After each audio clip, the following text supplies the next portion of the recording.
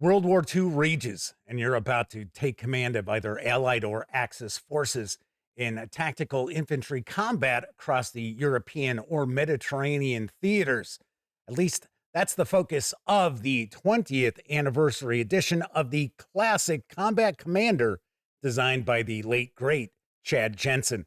What's inside this rather hefty box? I have no idea. But let's find out together as I'll take a first look right after this.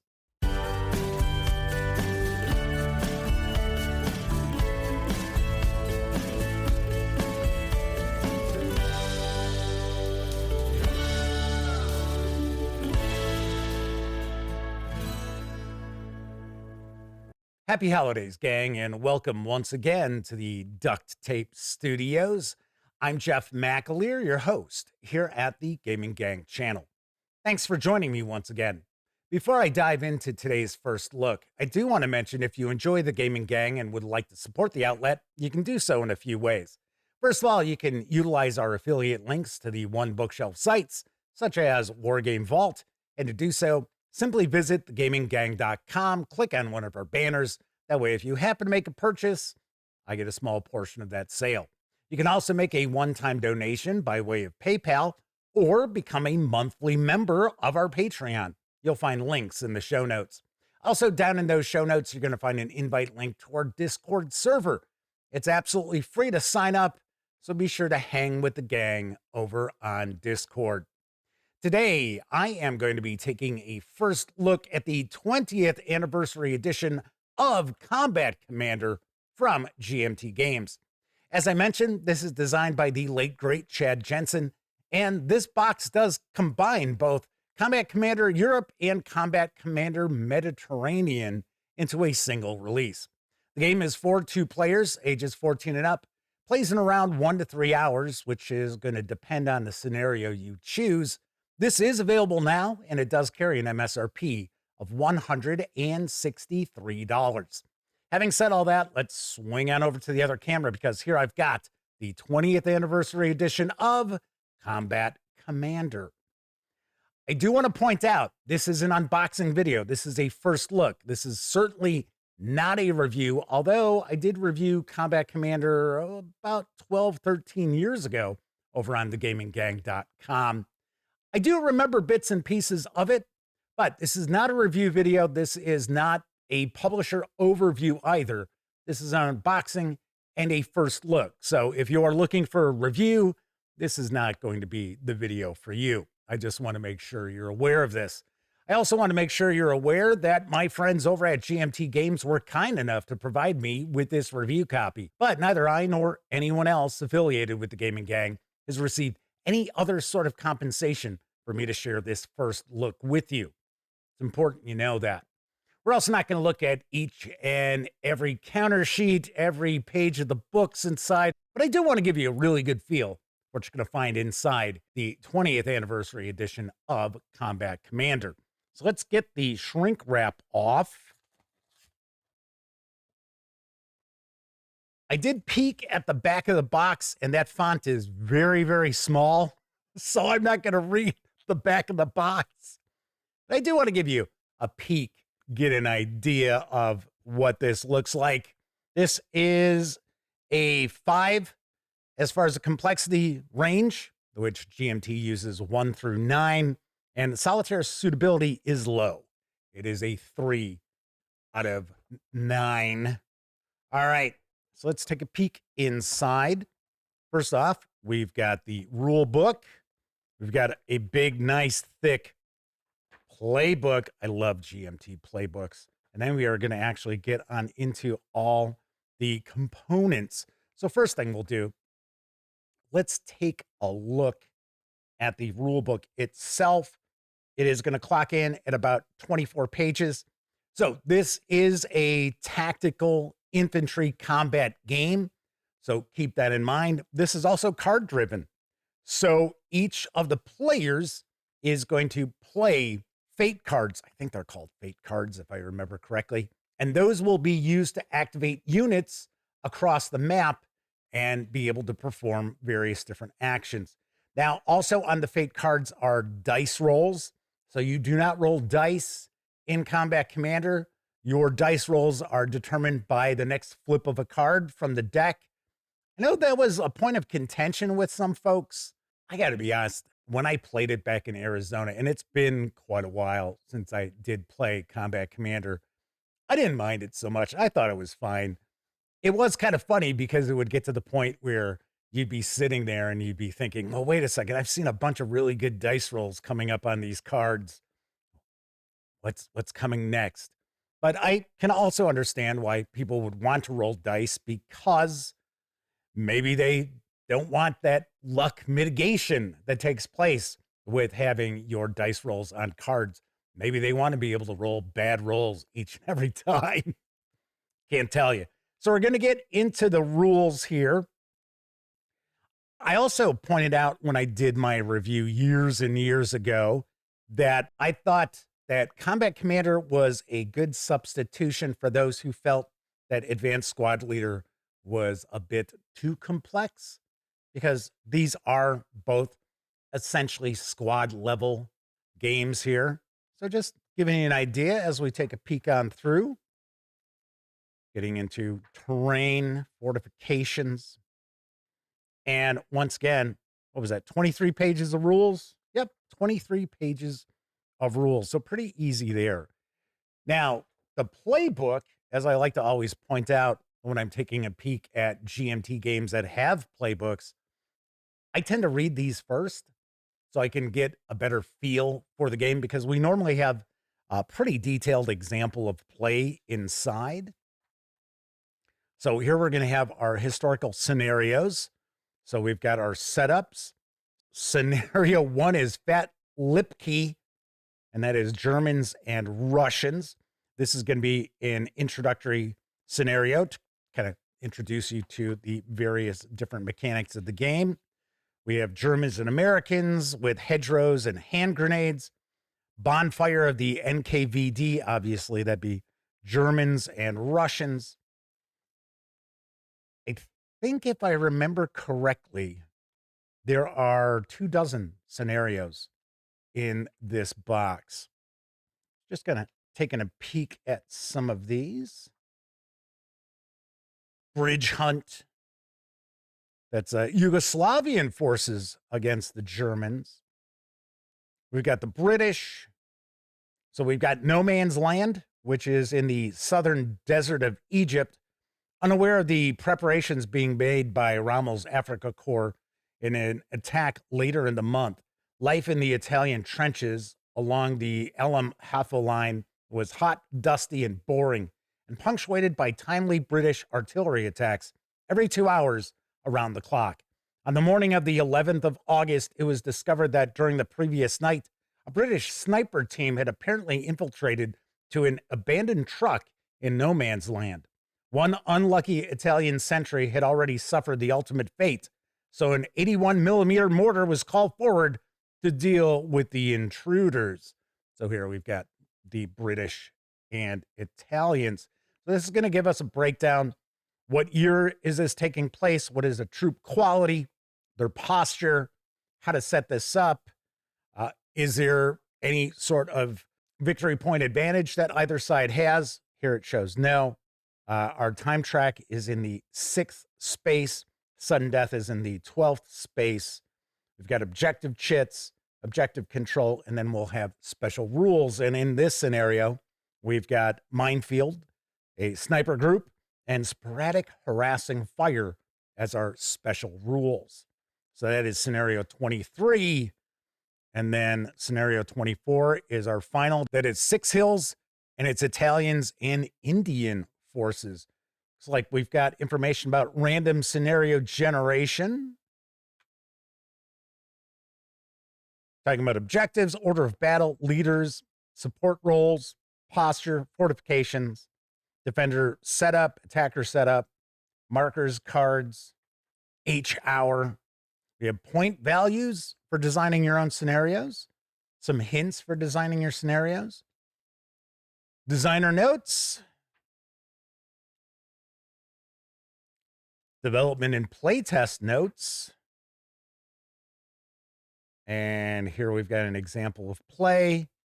There we go. This is where we'll kick off with what appears to be a pretty detailed example of play. We will have quite a few maps in this box. I'm going to take a guess they're paper. I seem to recall they were paper maps in the original Combat Commander that I had reviewed. So here we've got our card manifests for each of the powers. And then we have the manifest for our minor nations and weapon and radio manifest as well. So that is our playbook. That clocked in at what, 54 pages? Nope, 52. All right, next up, we have got our time track. You can unfold that out. So we've got our victory points, casualties, time, weapons, order of battle display. We've got our track display here. We've got mines, wire, foxholes and trenches, pillboxes and bunkers, flamethrowers, satchel charges, and artillery. We've got our objective chits here also. Of course, this is single-sided because you're going to have this out when you're playing every single scenario. Here we've got our American orders of battle, American support. We've got the same for the Germans, the Russians, the British, the French, the Italians, and I think that's going to be it. I would assume, yes, okay. I was going to say our Indian troops would be part of the Commonwealth with the British there. We have a leader table, fortification orders of battle. Looks like this is a bit of a player aid. I would think each of the players would get a player aid, but I think this just looks like this is probably the only one we have in here. We've got the terrain chart, single-sided with that. Ah, now I get it. Now I understand. So your player aid is going to be on your order of battle. There we go. Nice. That's why I was thinking, wait a second. Don't we have one for each, but it's on the back? No, it's not. I am going to correct myself there. Sorry about that. It's on the back of the leader table. So there is only one of these. I don't know why it looked like there were two. Now we're going to move into our counter sheets, and it looks like we've got quite a few of these. These are our traditional sized counters. So these aren't big, chunky counters. It's like these are informational counters here.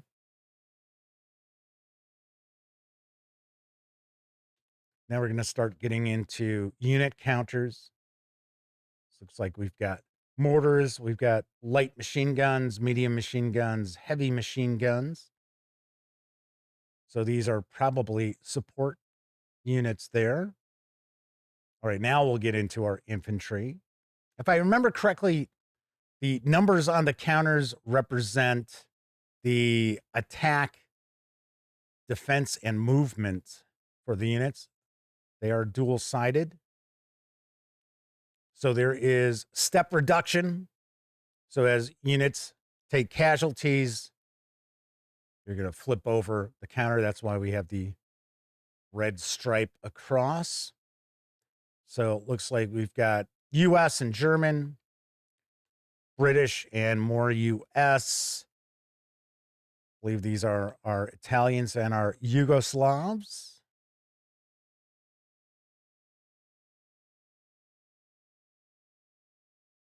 Got some Russians there. I guess these are where our minor powers are. So we've got 7 dual-sided counter sheets. And then we're going to get into our maps, which we will have quite a few, I believe. Yep, we got a nice big stack of maps. We'll also have some decks of cards we'll be taking a peek at in a minute. I'm not going to look at all of these, but we do have 2 panel by 2 panel kind of give you an idea of the layout, the way the terrain looks. And these are dual-sided as well. So it appears we've got 2, 4, 6, 8, 10, 12. So each of the scenarios will have an accompanying map. And that should be what this number represents. There is scenario 21. All right. These are paper maps. They have been treated, so it's not just matte paper. So as you can see, there's a little bit of sheen here. So these should hold up relatively well. I know a lot of people out there are not fans of mounted maps because depending on where you live and the amount of humidity you might face, they tend to warp. So I know a lot of folks out there use a piece of plexiglass, pop it on top of their game map, and then they're ready to go. All right. We have 6 decks of cards, some for Europe, some for Mediterranean. And then we've got a cool insert for our box. Not going to look at every deck of cards here. So this is our Russian Fate deck, French Fate deck, British Fate deck, American Fate. Looks like this is Germans and objective chits and more Germans there as well.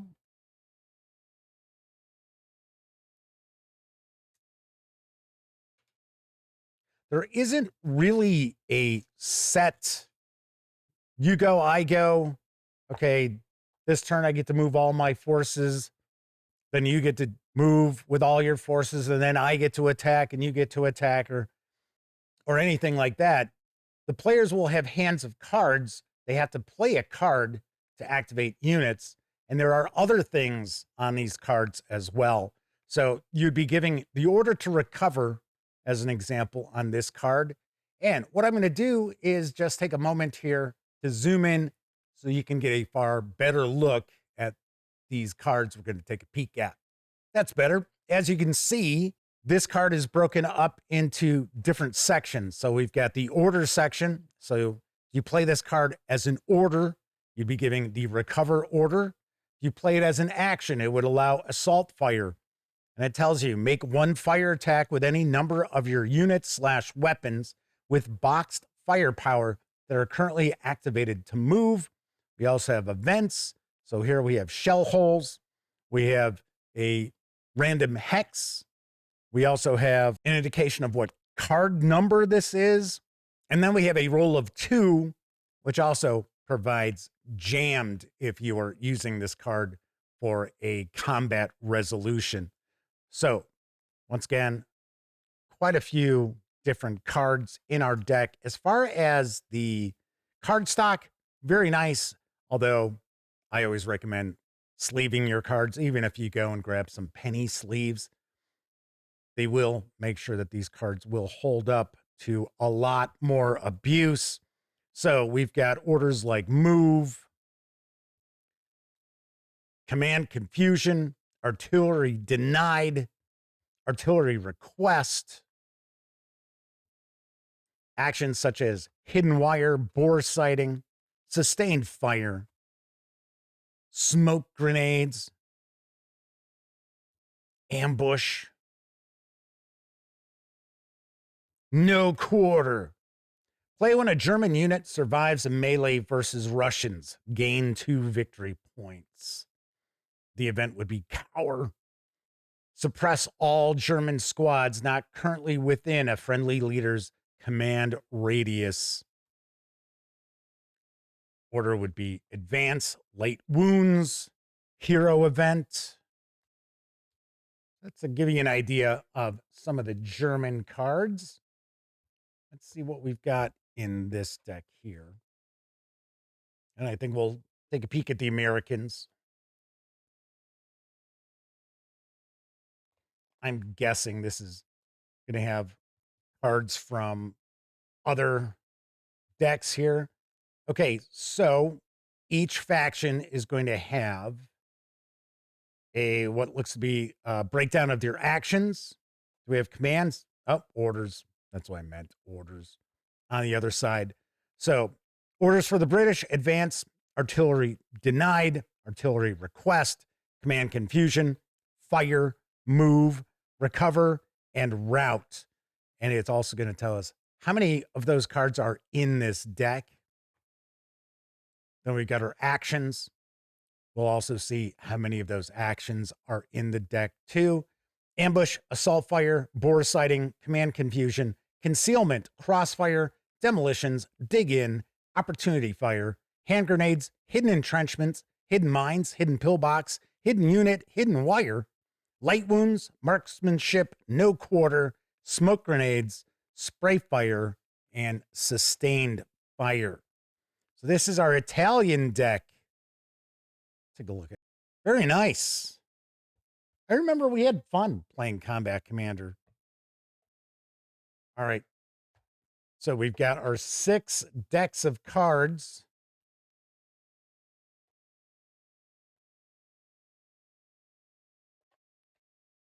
Put all those back on in. Of course, we got baggies for all of our counters. Let's zoom back out a little bit.